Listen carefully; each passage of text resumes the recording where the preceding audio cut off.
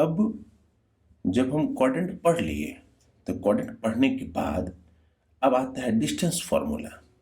क्या होता है distance formula?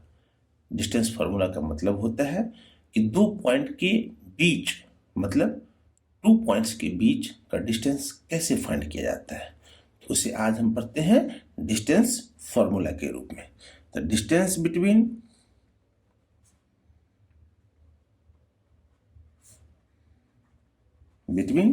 Two points. Distance between 2 points. Let 2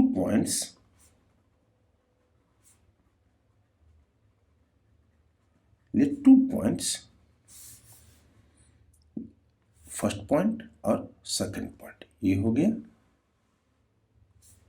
ए और ये हो गया बी।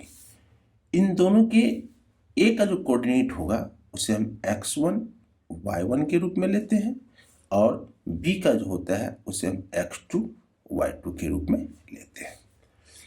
इन दोनों के बीच का डिस्टेंस, इट मीन्स ए से लेकर के बी तक का जो डिस्टेंस है, इस डिस्टेंस को हम कैसे फाइंड करते हैं? ए से लेकर के बी तक का डिस्टेंस, तो फॉर्मूला होता है AB² equal to x2 minus x1 का whole square plus y2 minus y1 का होल स्क्वायर। ये LHS का जब स्क्वायर हटता है तो यहीं पर में ये क्या हो जाएगा, AB equal to root over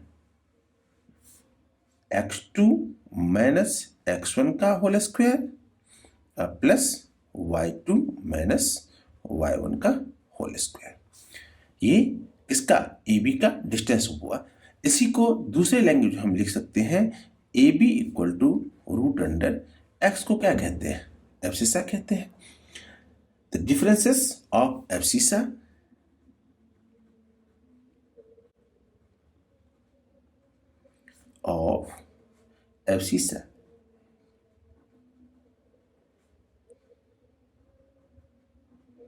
का whole square plus difference of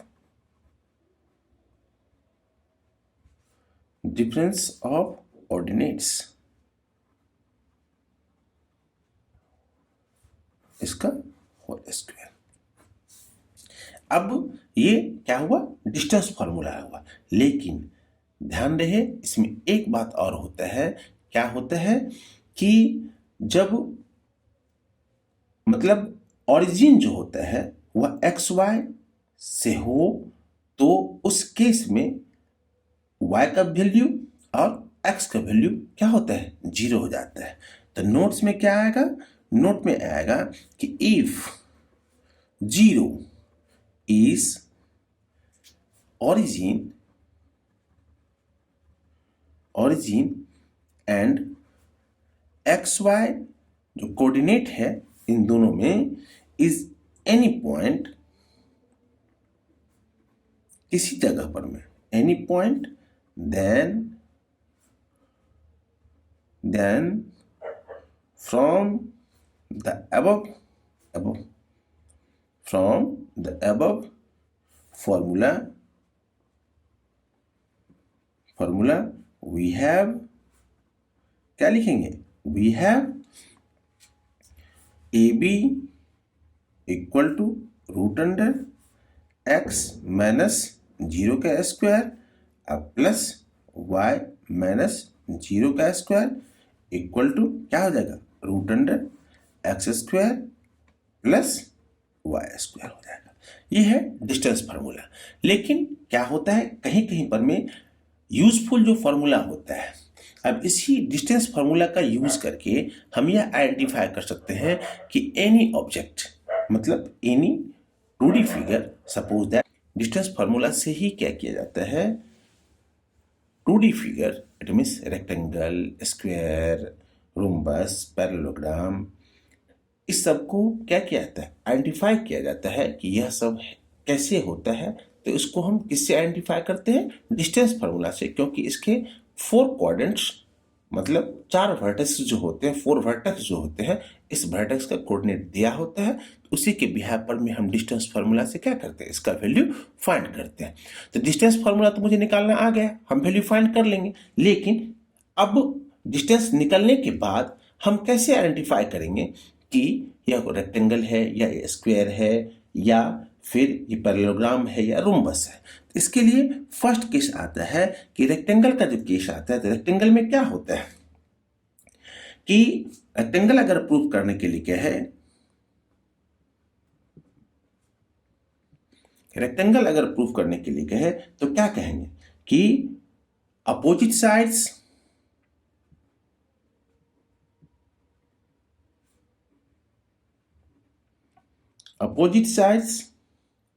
are equal, opposite sides are equal and both diagonal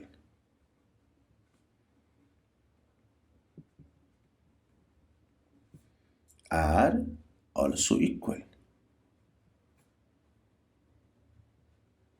both diagonals are also equal. अगर रेक्टेंगल का यह प्रूफ हो जाए कि अपोजिट साइड्स इक्वल हो और बोथ डायगोनल्स दोनों इक्वल हो तो क्या हो जाएगा, वह रेक्टेंगल कहलाएगा। सेकंड में आता है स्क्वायर। स्क्वायर कैसे आइडेंटिफाई करते हैं, तो आप जानते होंगे कि स्क्वायर के क्या होते हैं, ऑल साइड्स इक्वल होते हैं। तो all sides are equal and both diagonals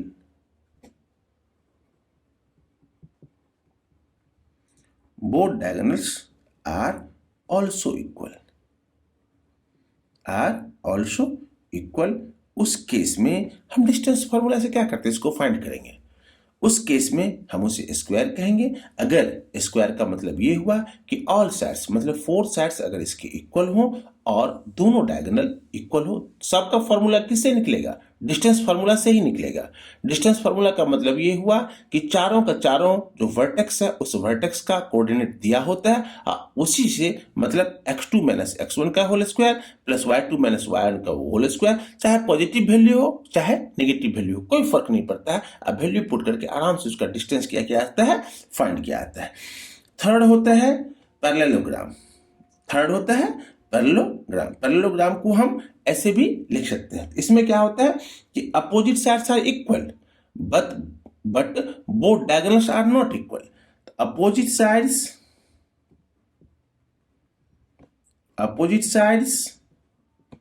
are equal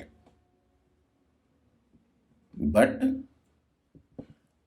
both diagonals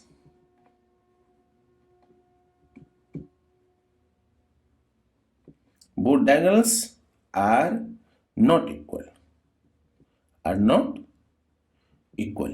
opposite side parallelogram में क्या होता है, पैरेललोग्राम में यह होता है कि अपोजिट साइड्स जो क्या होता है रेक्टेंगल के जैसा ही अपोजिट साइड्स इक्वल होता है और दोनों डायगोनल क्या होता है, रेक्टेंगल में तो दोनों डायगोनल इक्वल होता है, लेकिन पैरेललोग्राम में क्या होता है, दोनों डायगोनल इक्वल नहीं होता है। सिमिलरली रोम्बस में क्या होता है,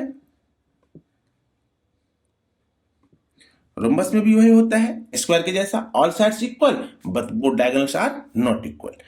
all sides are equal but both diagonals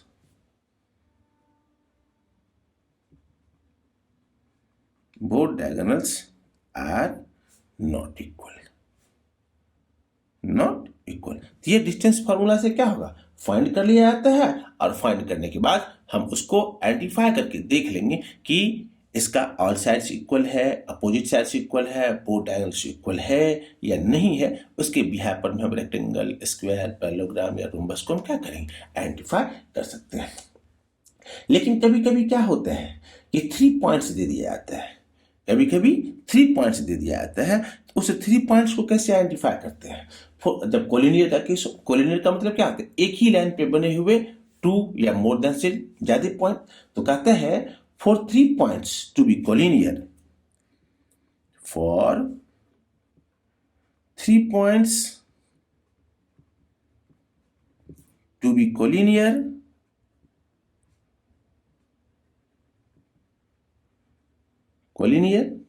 prove that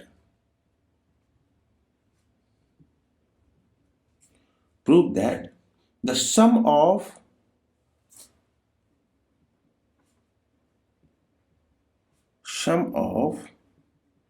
the distance between two pairs of points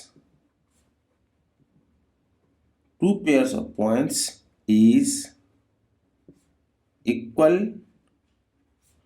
to the third pair of points. ये किससे निकलेगा, ये किससे प्रूफ होगा? कोलिनियर कैसे हम प्रूफ करेंगे? सेम डिस्टेंस फॉर्मूले से ही क्या करेंगे, इसको हम प्रूफ करें। कहता है कि for 3 points to be collinear prove that the sum of the distance between two pairs of the points is equal to the third pair of points. ये किससे प्रूफ होगा? डिस्टेंस फॉर्मूला से ही क्या होता है, यह प्रूफ होता है। और डिस्टेंस फॉर्मूला से ही इसका वैल्यू हम क्या करते हैं, फाइंड करते हैं। तो मैंने किसका पढ़ लिया? डिस्टेंस फॉर्मूला पढ़ लिया। अब डिस्टेंस फॉर्मूला के बाद आता है most important point, section formula. Distance formula के बाद क्या आता है? Section formula. सेक्शन फॉर्मूला क्या होता है? सबसे पहले इस बात को हम जानते हैं,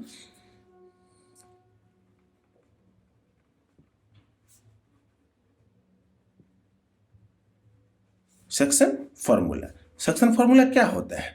सेक्शन फॉर्मूला का इसी को हम कहते हैं विभाजन सूत्र। मतलब विभाजन सूत्र का मतलब ये होता है, या सेक्शन फॉर्मूला का मतलब ये होता है कि किसी भी लाइन को, जो सेक्शन दिया हुआ है, उस लाइन को हम 2 पार्ट्स में, 3 पार्ट्स में, 4 पार्ट्स में कैसे हम डिवाइड करते हैं, उसके बारे में दिया हुआ है। उसको हम कैसे सेक्शन पॉइंट में डिवाइड करेंगे। तो सबसे पहले हम समझा जाए कुछ इसके बारे में, कि उसके बाद हम सेक्शन फॉर्मूला की ओर हम बढ़ेंगे। For let 2 points A and B on the plane figure, on the plane paper,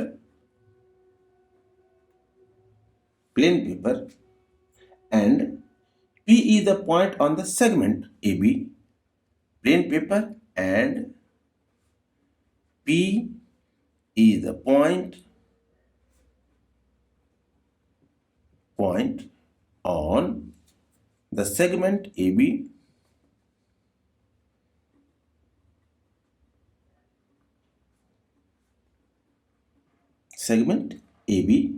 such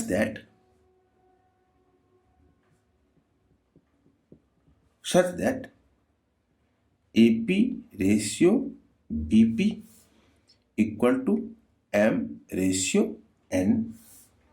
Then we say that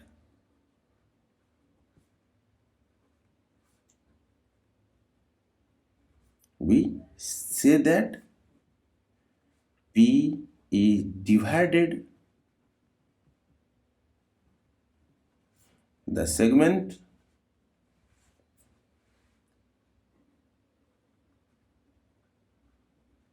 AB internally in the ratio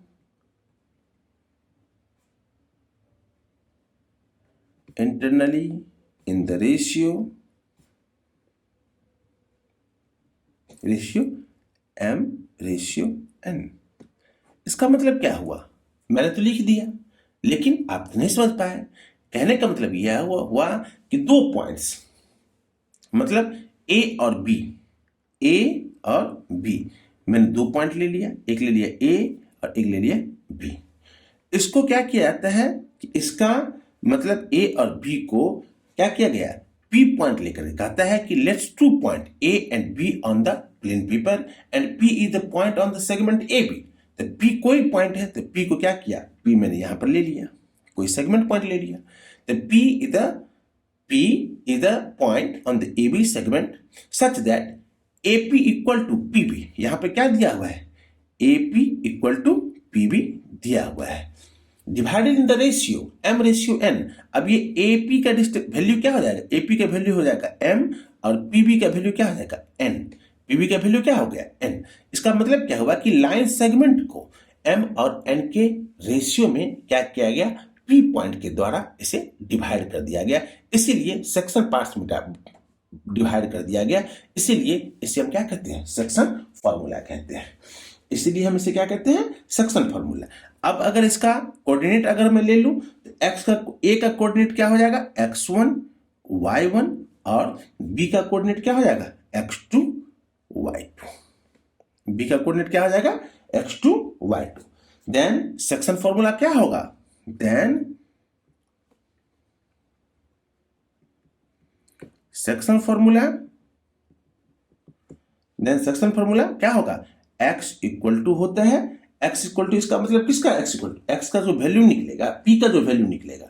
अब m और n के पार्ट्स में इसको डिवाइड कर दिया गया, रेशियो में डिवाइड कर दिया। हो सकता है कि m का वैल्यू 2 दे दे, 3 का n का वैल्यू 3 दे दे, m रेशियो n का मतलब क्या हो जाएगा 2 रेशियो 3 दे दे। तो p का जो कोऑर्डिनेट निकलेगा, तो p का कोऑर्डिनेट निकलेगा, क्या कोऑर्डिनेट निकलेगा, x और y के फॉर्म में कोऑर्डिनेट निकलेगा। तो x का वैल्यू क्या हो जाएगा m x2 plus n x1 upon में m प्लस n, अपॉन में m plus n।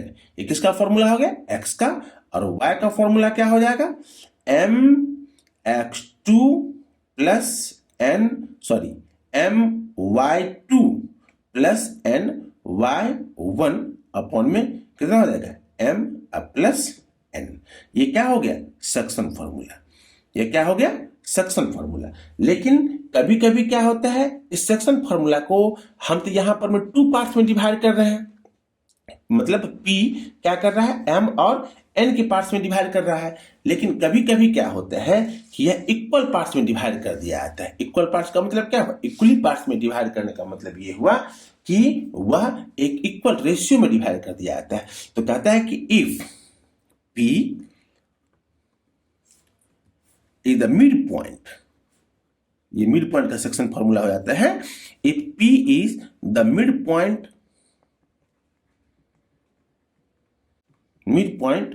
of the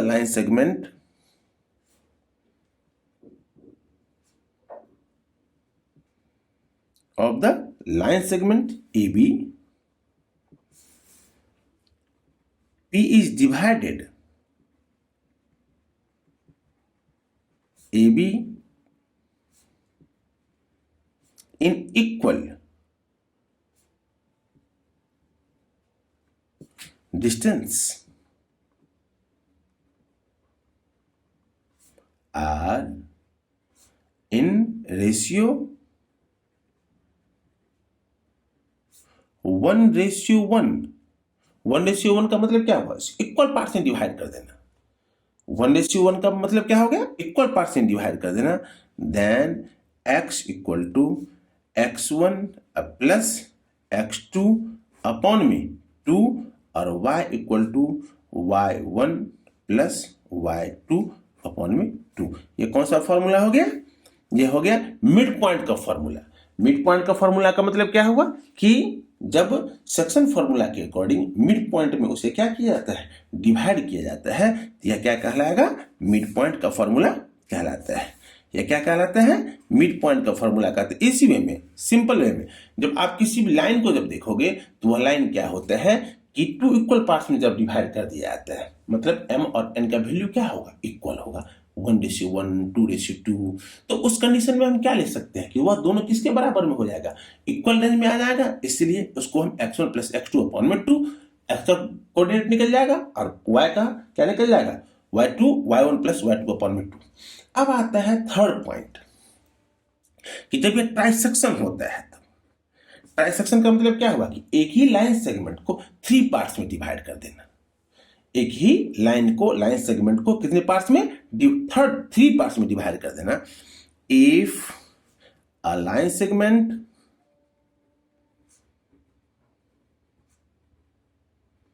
is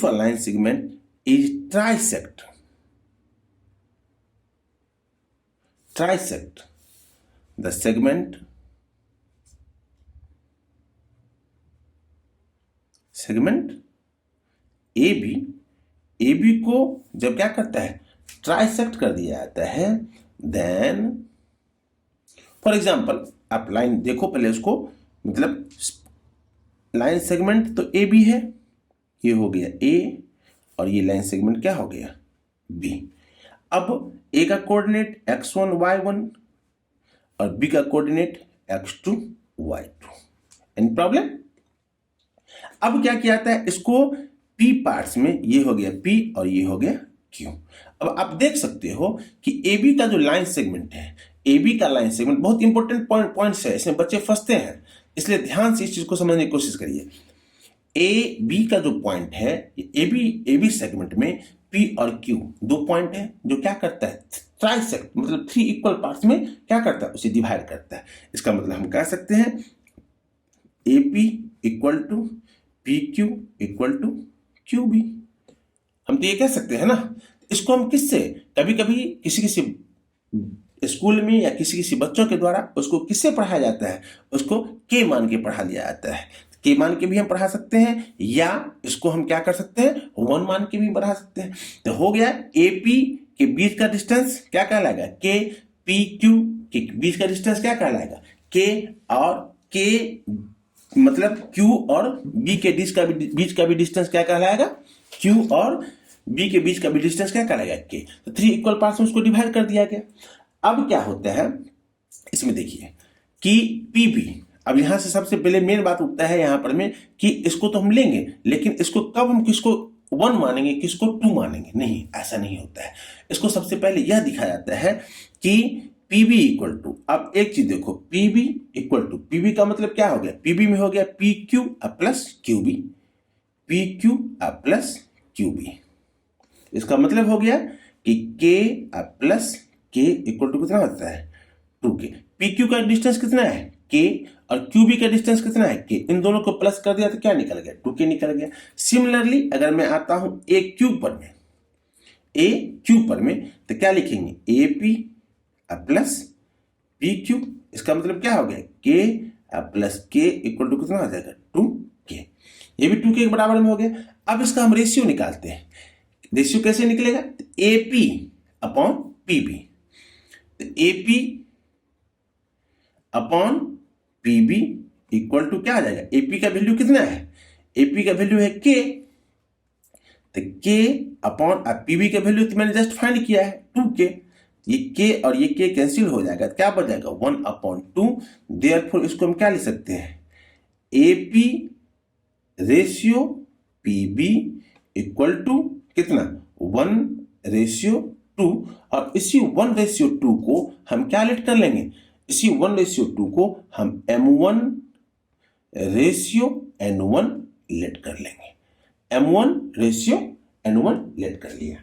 अब सिमिलरली क्या होता है कि फिर इसी तरह जब हम आते हैं तो क्या करेंगे, इसी तरह जब हम आएंगे तो फिर उसमें क्या करेंगे, AQ, इसी में हम AQ अपॉन QB का, AP AQ अपॉन QB का जब रेशियो लेते हैं तो क्या हो जाएगा, 2K अपॉन में K कैंसिल हो जाएगा, तो 2/1 इक्वल टू क्या हो जाएगा, 2/1 इक्वल टू, इसको क्या लेट करेंगे, M2 ratio N2।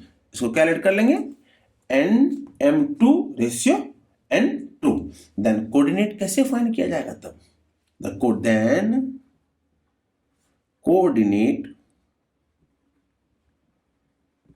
Coordinate of P का कोऑर्डिनेट कैसे फाइंड करेंगे, तो P का कोऑर्डिनेट होगा x इक्वल टू, ध्यान से देखिए, M1 x1 plus N1 x2 upon में M1 प्लस N1। ये x का कोऑर्डिनेट निकल गया, और y का कोऑर्डिनेट क्या निकलेगा, y का कोऑर्डिनेट निकलेगा M1 y1 plus N1 y2 upon में कितना, M1 प्लस N1। ये किसका हो गया, ये हो गया किसका, ये F मतलब पी पॉइंट का कोऑर्डिनेट, ये किसका हो गया, पी पॉइंट का कोऑर्डिनेट, जो कोऑर्डिनेट था मतलब एक्स और वाई का जो वैल्यू निकलेगा वह किसका निकल जाएगा, पी पॉइंट का कोऑर्डिनेट। अब फिर हम आते हैं किस पर में, क्यू पॉइंट का coordinate. The coordinate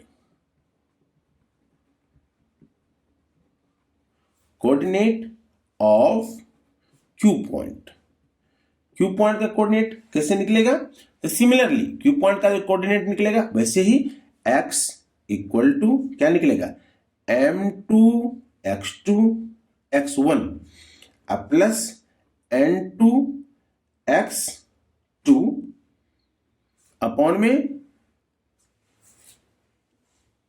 m2 plus n2, और y का कोऑर्डिनेट जो निकलेगा वह क्या निकलेगा, m2 y1 plus n2 y2 upon में क्या निकल जाएगा, m1 plus m2 plus n2। ये किसका कोऑर्डिनेट निकल गया, ये कोऑर्डिनेट निकल गया q का, ये कोऑर्डिनेट निकल गया q का। अब q का जब कोऑर्डिनेट निकल गया तो हम कह सकते हैं कि p और q को जब ट्राइसेक्ट किया गया तो ट्राइसेक्ट करने में कितने पार्ट्स में डिवाइड किया गया, 3 पार्ट्स में डिवाइड कर दिया गया। 3 पार्ट्स में डिवाइड करने का मतलब हुआ कि a और b का तो कोऑर्डिनेट दिया ही था, तो p और q का कोऑर्डिनेट मैंने निकाल लिया। लेकिन एक बार आता है, एक और क्वेश्चन आता है, कौन सा क्वेश्चन है, तो वह क्वेश्चन होता है कि जब 4 पार्ट्स में मतलब 4 इक्वल पार्ट्स में डिवाइड कर दिया जाता है, डिवाइडेड इन 4 इक्वल पार्ट्स। फिर वही चीज कौन सा, 4 इक्वल पार्ट्स में डिवाइड करने का मतलब क्या हुआ, वही मिड पॉइंट फॉर्मूला। तो मिड पॉइंट फॉर्मूला का मतलब क्या हो गया कि ये हो गया ए, यहां से लेकर के अगर मैं चलूं तो ये हो गया ए और ये हो गया बी। ए और बी इसको 4 पार्ट्स में डिवाइड किया गया है, 1 2 3 और 4। आप देख रहे हो कि ये क्या हो गया, पी पॉइंट, ये हो गया क्यू, ये हो गया आर और ये हो गया बी। अब इस केस में अगर कहा जाए कि मुझे किसका कोऑर्डिनेट निकालना है, तो सबसे पहले 4 पार्ट्स में 4 इक्वल पार्ट्स में डिवाइड है, तो ए का फॉर्मूला, ए का कोऑर्डिनेट हो जाएगा x1 y1 और बी का कोऑर्डिनेट हो जाएगा x2 y2। सबसे पहले किसका कोऑर्डिनेट निकलेगा, क्योंकि Q is the mid point, Q is the mid point of the segment किसका, AB का। Q is the mid point of the segment AB, therefore coordinate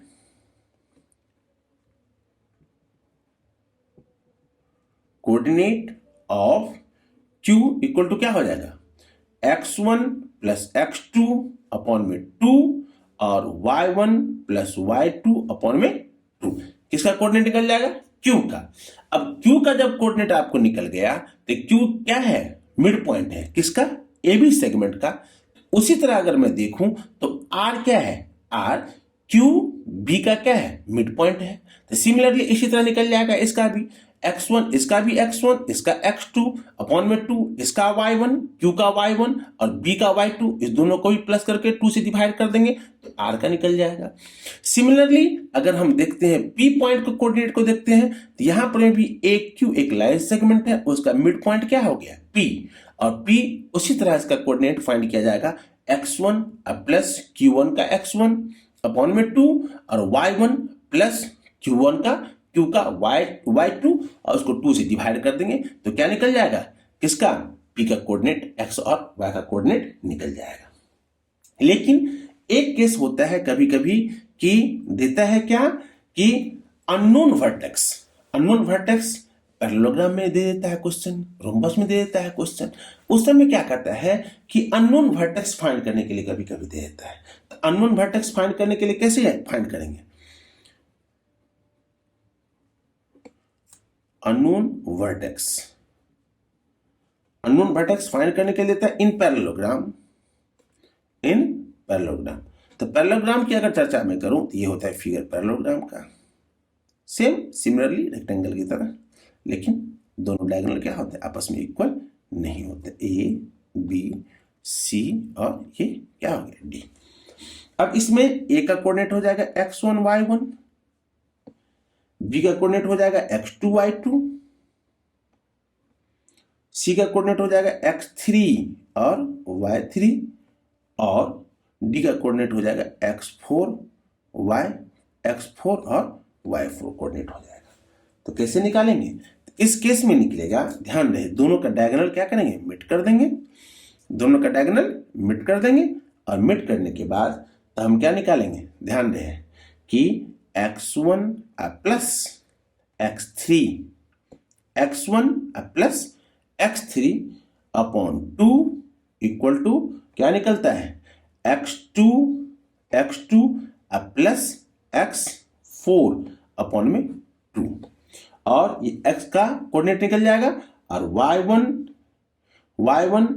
plus y3 upon में 2 equal to y2 plus y4 upon में 2। ऐसा क्यों होता है? Unknown vertex का मतलब क्या होता है? कभी कभी क्या होता है, अननोन वर्टेक्स का मतलब ये होता है कि x1 y1 तुमको दे दिया, x2 y2 दे दिया, x3 y3 दे दिया। अब यहां पर हम क्या करेंगे, x4 y4 गुल कर दिया, या इन दोनों में से कोई एक वैल्यू दे दिया, एक वैल्यू गुल कर दिया, इसमें से एक वैल्यू दे दिया, एक वैल्यू गुल कर दिया। तो इस कंडीशन में कैसे फाइंड किया आता है, x1 प्लस x3 अपॉन में 2 और y2 प्लस y4 अपॉन में 2, और y1 प्लस y3 अपॉन में 2 और y2 प्लस y4 अपॉन में 2। ऐसा क्यों होता है? ऐसा क्यों होता है? Because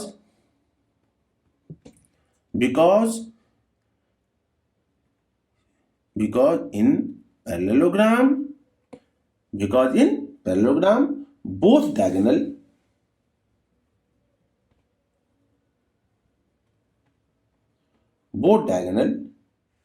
divided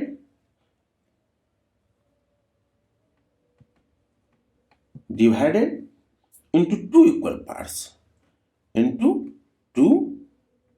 equal parts, both diagonal divided into two equal parts। इसलिए इक्वल पार्ट जब ये चर्चा होगा तो हम क्या करेंगे, उसको 2 से डिवाइड कर देंगे। इसलिए वह 2 पार्ट्स में क्या होता है, 2 से डिवाइड हो जाता है, और सिंपल वे में उसका वैल्यू हम क्या करते हैं, फाइंड कर लेते हैं। इस चीज को आपको खास करके ध्यान रखना पड़ेगा। इसलिए हम क्या किया, इसके लिए क्या किया गया, 2 से इसको डिवाइड कर दिया गया।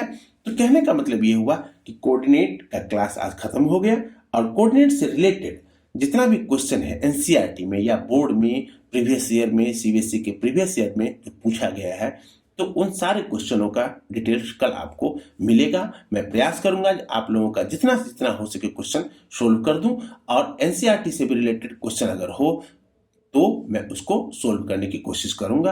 कल आपके लिए, आप लोगों के लिए ये वीडियो अवेलेबल हम कर देंगे। जय हिंद।